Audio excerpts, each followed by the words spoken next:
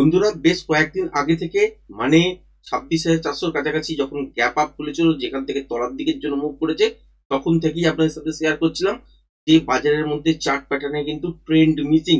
মানে chart pattern অনুযায়ী যদি বাজারকে দেখেন, আওয়ারলি ফ্রেম বা ডেইলি ফ্রেম অনুযায়ী কোনো কিন্তু স্ট্রাকচার নেই। সুতরাং বাজারের মধ্যে পারফরমেন্স কিন্তু খুব একটা ভালো হতে পারবে না।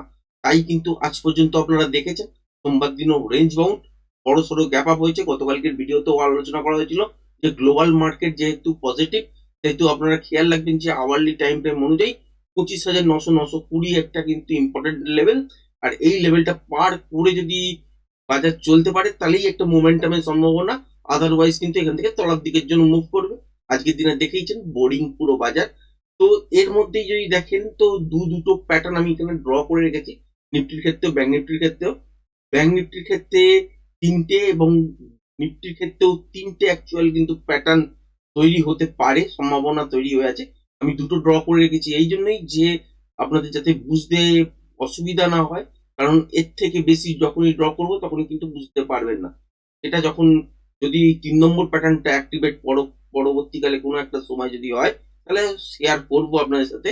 কিন্তু মোটামুটি আওয়ারলি টাইম ফ্রেম অনুযায়ী বাজার এখান থেকে তলার দিকের জন্য একটা মানে মুভমেন্ট নেবেই। সেটা 25,922 যেটা আজকের দিনে হাই করেছে আওয়ারলি টাইম ফ্রেম অনুযায়ী, দেখবেন যে গ্যাপ আপে খুলেছে, তারপর উপরের দিকের জন্য কিছুটা মুভ করেছে, করার পর সাস্টেন করতে পারেনি, তারপর তলার দিকের জন্য এসছে। তো যেখানে হাই হয়েছিল, তো সেই হাইটা হচ্ছে 25,922। তো এই লেভেলটা ব্রেক করে উপরের দিকের জন্য চলবে, নাকি এখান থেকেই তলার দিকের জন্য পড়বে?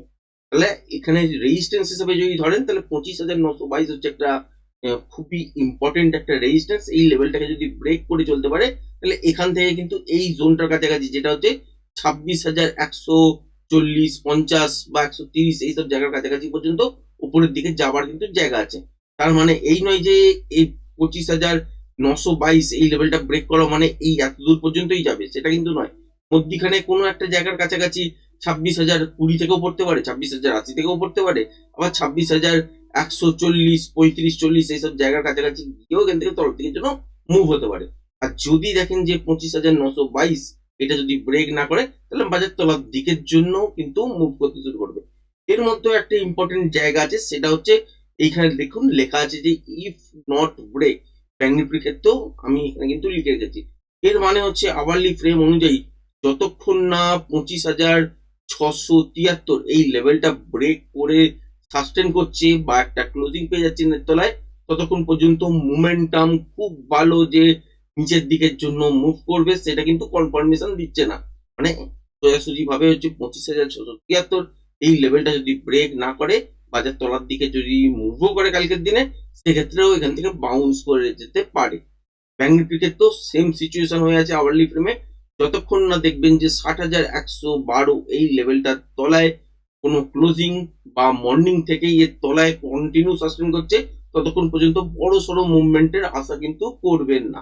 এবার হতে পারে যে এইখানে আওয়ারলি চার্ট অনুযায়ী কালকের দিনেই দেখলে হয়তো ট্রেন্ডিং টাইপের মুভমেন্ট, কারণ থাম্বনেলের মধ্যে অলরেডি লেখাই আছে যে বড় ধামাকা হবার চান্সও আছে, নিফটির এক্সপায়ারিও আছে। সুতরাং এখান থেকে তলার দিকের জন্য যদি মুভমেন্ট দেখেন, তো অনেকটাই পয়েন্ট আপনারা কিন্তু ক্যাপচার করতে পারবেন। পুরো এই যে গ্যাপটা আছে, গ্যাপটা কিন্তু ক্যাপচার হয়ে যাবে। নিফটির ক্ষেত্রে যদি বলেন, তাহলে 867 থেকে তলার দিকে হচ্ছে 25,673 এই জায়গাটা পর্যন্ত তো আসছে, এর পরেও তলার দিকে পড়বে কিনা সেটা ইন্টারডে ফ্রেশ প্রাইস অ্যাকশন অনুযায়ী আপনাকে বিচার করতে হবে। ব্যাংক নিফটির ক্ষেত্রেও তাই, যে এই সুইংটা যখন এই লোটা ব্রেক করে দেবে, যেটা হচ্ছে 60,495 মানে 500, তাহলে কিন্তু কনফার্ম হয়ে যাচ্ছে 60,110, 12 এই জায়গাটার কাছাকাছি পর্যন্ত। এর পরে তলার দিকে আসবে কিনা সেটা ইন্টারডে ফ্রেশ প্রাইস অ্যাকশন অনুযায়ী বলে দেবে। এবার যদি দেখেন যে নিফটির ক্ষেত্রে 25,922 আর ব্রেক করতে পারেনি, তাহলে তলার দিকের জন্য মুভ করবে। কখন আপনারা বুঝতে পারবেন? যখন দেখবেন আওয়ারলি ফ্রেম অনুযায়ী 25,780 এই লেভেলটা ব্রেক করছে, তখন থেকে কিন্তু মোমেন্টাম কালকের দিনের জন্য ইন্ট্রাডে বেসিসে চালু হয়ে যাবে। এবং কতটা পর্যন্ত আসতে পারে? 25,673 পর্যন্ত। যদি দেখেন যে 25,680, 85 কাছাকাছি পর্যন্ত হয়তো এলো, তারপর আর তলার দিকের জন্য গেল না, তাহলে কিন্তু মনে রাখবেন যে যতক্ষণ না এই রেঞ্জটা ব্রেক করে সাস্টেন করছে, বা এই রেঞ্জটাকে যদি দেখেন যে বাজার ক্লোজিং দিচ্ছে তলায়, ততক্ষণ পর্যন্ত বুঝে নিন বাজার পড়বে না। এই জন্যই লেখা আছে ইফ নট ব্রেক। আর এই ব্যাংক নিফটির ক্ষেত্রেও সেম সিচুয়েশন, 60,112 তলায় যতক্ষণ না ক্লোজিং বা ফার্স্ট আওয়ার থেকে যদি দেখেন যে এর তলাতেই কন্টিনিউ সাস্টেন করছে, তবেই কিন্তু এখান থেকে নিচে যাওয়ার পসিবিলিটিস তৈরি হবে। তার আগে ইন্ট্রাডে বেসিসে যেমন যেমন সিচুয়েশন দাঁড়াবে সেগুলো কিন্তু ট্রেড করতে জানতে হবে। এবার এখানে যে প্যাটার্ন গুলো ড্র করা আছে সেই অনুযায়ী যদি দেখেন যে 25,922 ব্রেক করেনি এবং তলার দিকের জন্য স্মুথ মুভ করছে, এই গ্যাপটাকেও ফিল করে দিল, এই যে লেভেলটা দেখতে পাচ্ছেন যেটা হচ্ছে 25,673 ব্রেক করে দিল, তাহলে কিন্তু স্মুথ তলার দিকের জন্য প্যাটার্ন ওয়াইজ এত দূর পর্যন্ত নেমে আসবে, যেটা হচ্ছে 25,066 কাছাকাছি পর্যন্ত। আর যদি দেখেন যে বাজার 25,922 কে ব্রেক করেছে উপরের দিকের জন্য, তাহলে উপরের দিকে যাওয়ার জায়গা তো এত দূর পর্যন্ত, যেটা হচ্ছে 26,140 এর কাছাকাছি পর্যন্ত, বা 120 কাছাকাছি পর্যন্ত, বা 100 পর্যন্ত। তারপরেও কিন্তু তলার দিকের জন্য যখন মুভ করবে, সেই মুভটা কিন্তু বড় সড়ো হতে পারে এবং তলার দিকে 24,790 780 পর্যন্ত কিন্তু তলার দিকের জন্য মুভটা ক্যারি করতে পারে। সুতরাং এইরকম সিচুয়েশন তৈরি হয়ে আছে। 3 নম্বর আর একটা ফেস তৈরি হয়েছে, যেটা হচ্ছে এখান থেকে উপরের দিকের জন্য মুভমেন্ট হতে পারে। এটা এখন আর ড্র করিনি, আপাতত এটার মধ্যে ফিক্সড এই জন্যই গেছি যে মিনিমাম এখান থেকেই তলার দিকে পড়ুক বা এখান থেকেই তলার দিকে পড়ুক, কমসে কম এত দূর পর্যন্ত তো আসবেই, যেটা হচ্ছে 25,490। তারপর দেখা যাক যে আলটিমেট এখানে স্টে করে কিনা বা এই লেভেল গুলোর কাছাকাছি কোনো জায়গায় স্টে করে কিনা। যদি না করে তাহলে এটা কন্টিনিউ পাবো মুভমেন্টটা, যদি করে তখন 3 নম্বর প্যাটার্নটা অ্যাক্টিভেট করা হবে। এবার হচ্ছে ব্যাংক নিফটির ক্ষেত্রে যদি দেখেন, ব্যাংক নিফটির ক্ষেত্রেও হচ্ছে সেম সিচুয়েশন হয়ে আছে বাজারের মধ্যে। যদি কোনো কারণে দেখি যে ওপরের দিকে 60,876 ব্রেক করেনি আওয়ারলি টাইম ফ্রেম অনুযায়ী, তাহলে কিন্তু এখান থেকে তলার দিকের জন্য মুভ করতে শুরু করবে। কখন বুঝবেন? যখন দেখবেন যে 60,495 মানে 500 এই লেভেলটা ব্রেক করেছে, তাহলে এই গ্যাপটা পুরোটা ফেল করতে কালকের দিনেও আসতে পারে। এবার যদি দেখেন যে এই 60,112 এই লেভেলটাকেও ব্রেক করে দিয়েছে, তাহলে কনফার্মেশন থাকুন যে তলার দিকে এই লেভেলটাকে টার্গেট করবে, যেটা হচ্ছে 59,644। তারপরে প্যাটার্ন ওয়াইজ এই দিনে একদিনে হয়তো দেখতে পাবেন না, কিন্তু নর্মালি এইটা প্যাটার্ন ওয়াইজ কিন্তু তলার দিকের জন্য নেমে আসবে এবং তার রেঞ্জ হয়ে যাবে এই এতটা পর্যন্ত, যেটা হচ্ছে 58,890 এই জায়গাটা পর্যন্তই। এবার যদি কোনো কারণে দেখি যে 60,876 এই যে লেভেলটা আছে উপরের দিকে, এটাকে ব্রেক করেছে, যাওয়ার জায়গা কিন্তু এত দূর পর্যন্ত, যেটা হচ্ছে 61,311 এই জায়গাটার কাছাকাছি পর্যন্ত। এর মধ্যে 280 কাছাকাছি থেমে যেতে পারে, 300 কাছাকাছিও থেমে যেতে পারে, তার আগেও থামতে পারে, আবার মধ্যিখানে কোনো একটা জায়গা থামতে পারে, আবার এই জায়গাটার কাছাকাছি পর্যন্ত ম্যাক্স টু ম্যাক্স যাবে। তারপর যদি তলার দিকের জন্য ঘুরতে শুরু করে, তাহলে সেক্ষেত্রে কিন্তু তলার দিকের জায়গা দাঁড়াচ্ছে এই এতটা পর্যন্ত, যেটা হচ্ছে 58,340 থেকে 300, 58,300 বলছি, সরি, 58,540 থেকে 520 এই জোনটাকে কিন্তু টার্গেট করতে চলে আসবে তলার দিকের জন্য। তারপরেও যদি দেখি যে এই জায়গাটার কাছাকাছি এসে বাজার আর তলার দিকের জন্য ব্রেক করছে না, তাহলে তখন কিন্তু 3 নম্বর প্যাটার্নটাও ড্র করতে হবে। তার মুভমেন্ট কিন্তু আপসাইডের দিকের জন্য হতে পারে। সেটা যখন তৈরি হবে, মোটামুটি ওপর থেকে এখান থেকেই তলার দিকে পড়ুক বা ওপরের দিকে যাওয়ার পর তারপর তলার দিকের জন্য আসুক, আসতে মিনিমাম এতটা পর্যন্ত হবেই। এক একটা লেভেল স্টেপ আছে, সেই স্টেপ গুলো অনুযায়ী তলার দিকের জন্য আসতেই হবে। আসার পর যদি দেখি যে এইসব জোনের কাছাকাছি থেকে আর ব্রেক করতে চাইছি না, রিভার্সাল প্যাটার্ন তৈরি হচ্ছে ছোট টাইম ফ্রেম অনুযায়ী, সেখানেও এবং বাজারের মধ্যে প্যাটার্ন ওয়াইজ যদি রিভার্সাল প্যাটার্ন আওয়ারলি চার্টেও দেখতে পাওয়া যায়, তাহলে এখান থেকে কিন্তু আবার তখন ঘোরার চান্সেস তৈরি হবে। সেটা পরবর্তীকালে সেই জায়গা তৈরি হবে, সেই জিনিসগুলো নিয়ে কিন্তু আমরা তখন ডিসকাশন করব। এবার এত বড় যে গ্যাপ আপ দেখেছেন, মোটামুটি আজকের দিনেও গ্যাপ আপ দেখেছেন, বড়ই দেখেছেন, 5 মিনিটের টাইম ফ্রেম যদি দেখেন, বিশেষ কিছু এখানে আপনারা খুব একটা বেশি পাবেন না, কারণ কিছুই হয়নি বাজারের মধ্যে। একটা প্রথম বড় ক্যান্ডেল যদি 5 মিনিট দেখেন, গ্যাপ আপের সঙ্গে সঙ্গে খুলেছে, আর সেটাও কিন্তু রেট মোটামুটি যেদিন ট্যারিফ কমলো এবং ট্রেড ডিল হলো বলে যেটাকে বলা যায়, কিন্তু তার এখনো পর্যন্ত ক্ল্যারিফিকেশন আসেনি, সেটা নিয়েও ডিটেলসে ভিডিও করলে অনেকটা বড় হয়ে যাবে। মোটামুটি বুঝুন যে অনেক রকম ভেতরে পেঁয়াজ আছে।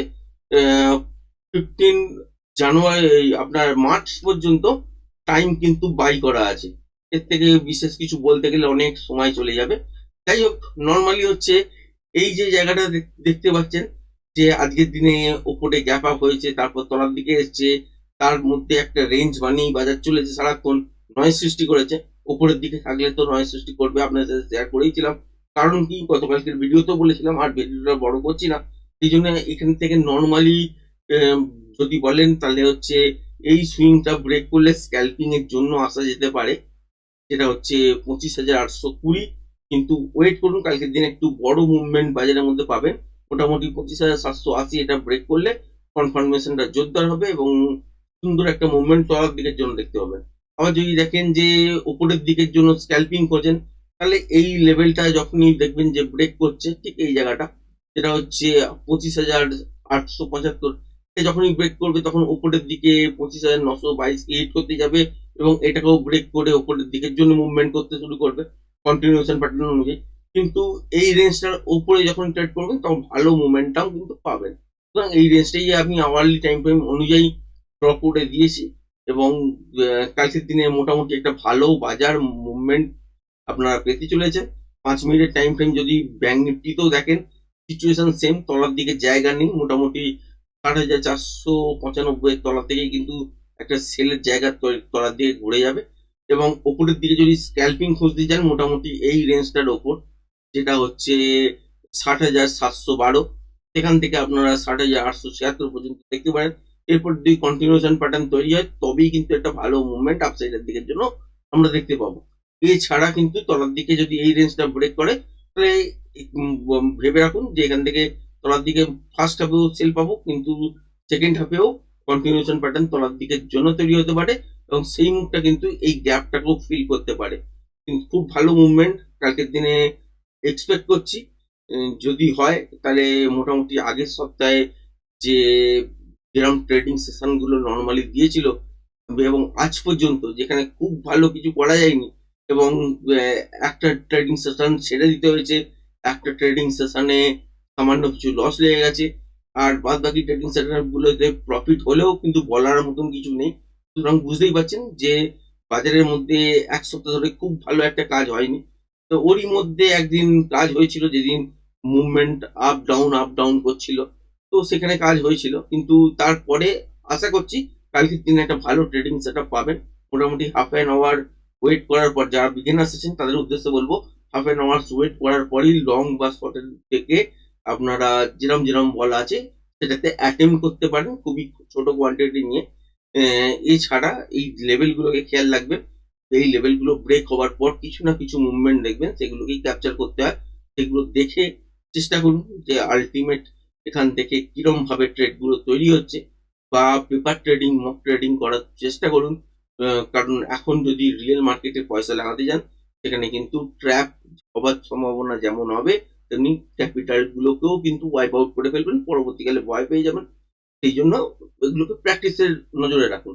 যারা যারা ট্রেডিং করেন তাদের জন্য তো লেভেল বললামই, টেকনিক্যাল ডিটেলসও দিলাম। তো আজকের ভিডিওটা এই পর্যন্তই রাখছি। ধন্যবাদ।